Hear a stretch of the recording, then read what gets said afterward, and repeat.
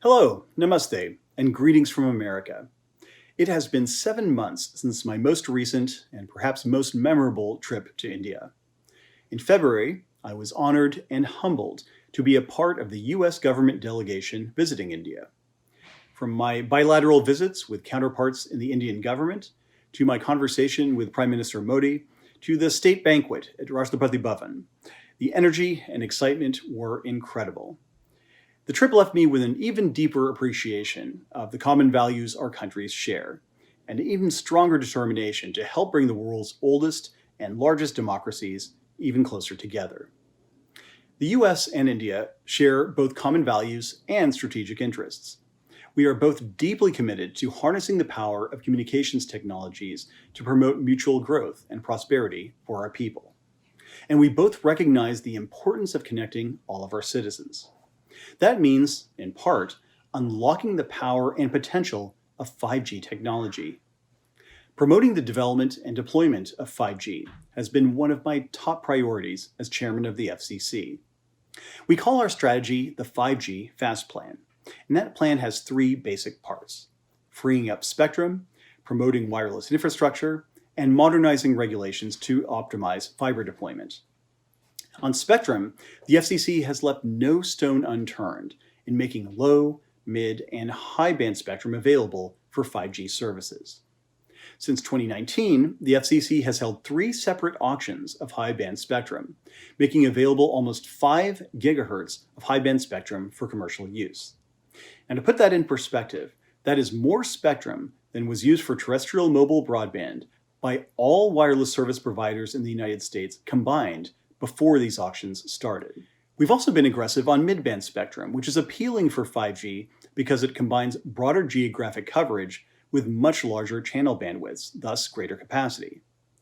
Less than a month ago, bidding concluded in the FCC's first ever 5G auction of mid-band spectrum, making 70 megahertz of spectrum available for licensed use in the 3.5 gigahertz band.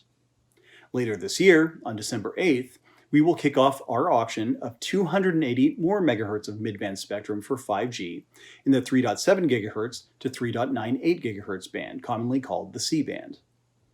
When combined with our other efforts to expand access to spectrum in the 2.5 gigahertz band, to make additional spectrum available in the 3.5 gigahertz band through general authorized access, and the proposal I recently circulated to my fellow commissioners to make 100 megahertz of spectrum available for flexible use in the 3.45 gigahertz band.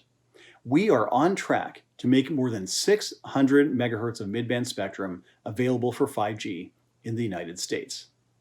And in July, the 3-year transition period the Commission established for broadcast television stations to relocate to new channel assignments following the first-in-the-world low-band 600 MHz incentive auction ended. This newly licensed 600 MHz band spectrum is already being used and is benefiting millions of US wireless consumers because it is being used to provide wireless service, including 5G, across the country.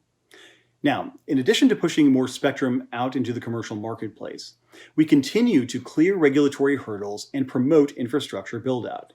And this has spurred record-breaking capital investments in infrastructure, which is of course essential for 5G, including fiber optic cables and small cells.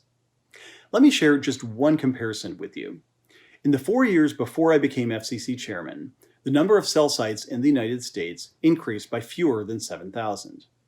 But in my 3 years as FCC chairman, the US has gained over 87,000 cell sites, with over 46,000 of them being added last year alone. Now, for all the success of our 5G Fast Plan, our strategy is not just limited to 5G development and deployment. We are also equally committed to making sure that these networks are secure. 5G will be embedded in virtually every aspect of our economy and society, from transportation networks to the hospitals that we use, from businesses to homes, from manufacturing to the power grid. That means that securing our networks will become much more important and much more difficult. An important part of network security is the integrity of the communications supply chain, that is, the process by which products and services are manufactured, distributed, sold, and ultimately integrated into our communications networks. For years, U.S. government officials have expressed concern about the national security threats posed by certain foreign communications equipment providers. Hidden backdoors in our networks, in routers and switches and other network equipment, can allow hostile foreign actors to inject viruses and other malware, to steal Americans' private data, to spy on U.S. companies, and more. The equipment at the heart of 5G networks currently comes from just a few global suppliers, and the largest right now is the Chinese company Huawei. And this has raised concern, especially because Chinese law requires any company subject to its jurisdiction, as Huawei is, to comply with requests from China's intelligence services, and bars disclosure of such requests to any third parties. Now, to counter this risk, the FCC has prohibited the use of money from our Universal Service Fund from being used by recipients to purchase or obtain any equipment or services produced or provided by companies that the FCC determines pose a national security threat, namely Huawei and ZTE, another Chinese company. We also initiated a process to identify and catalog insecure equipment already used in USF-funded communications networks. We recently completed this review and released our findings publicly just 2 weeks ago. Our top-line finding is that it could cost an estimated $1.837 billion to remove and replace Huawei and ZTE equipment in U.S. networks. By identifying the presence of insecure equipment and services in these networks, we can now work to ensure that these networks rely on infrastructure from trusted vendors. All this lends further evidence for why 5G security issues need to be addressed up front. Making the right decision right now when deployment is beginning is much easier and much less costly than trying to correct mistakes once network construction and operation are already underway. Moreover, decisions that impact 5G security need to be made with the long term in mind. Focusing too heavily on short-term considerations could result in choices that are penny-wise but pound-foolish. Now, sticking with this idea that we should avoid security risks in the first place, the FCC has denied authorization to China Mobile to enter the U.S. market. And we've issued show cause orders to other Chinese state-owned companies that already have received such authorizations. I would note that the China Mobile action reflects our whole-of-government approach to 5G security. This decision was made after a lengthy executive branch review of the application and consultation with the U.S. intelligence community, which concluded that China Mobile posed substantial national security risks. This is one of many examples of how we are working across the entire U.S. government to tackle the real and documented dangers posed by insecure networks. And when I say whole of government, I'm also including the legislative branch.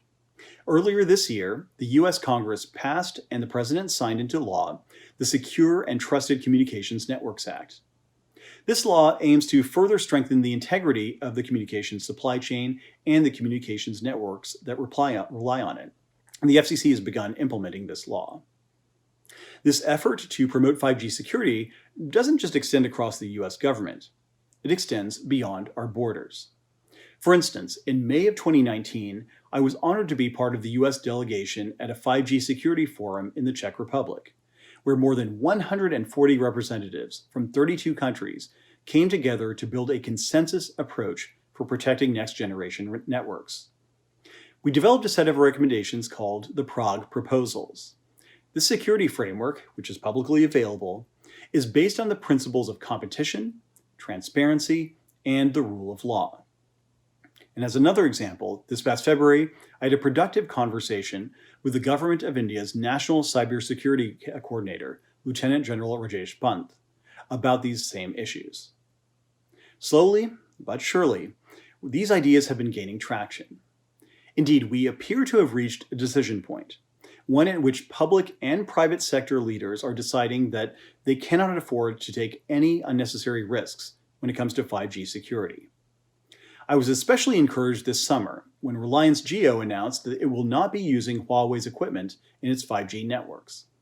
The more that allies in the United States and India can work together and make security decisions based on shared principles, the safer that our 5G networks will be.